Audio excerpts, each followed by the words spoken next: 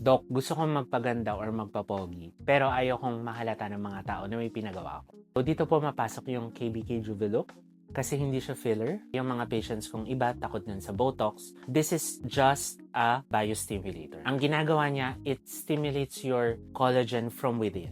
Huwag kayong matakot with KBK Juvelook if ayaw niyo ng artificial results. The results of KBK Juvelook, very subtle but very improved appearance of the skin. So we see glass skin, improved texture ng skin, yung pores lumiliit. Basically, kasi ni-stimulate niya yung collagen ng skin natin. Ang maganda sa KBK Juvelook compared to other injectables like fillers and Botox, it just stimulates kung ano yung natural process ng skin natin. Gusto lang natin i-enhance yung biologic process ng skin natin.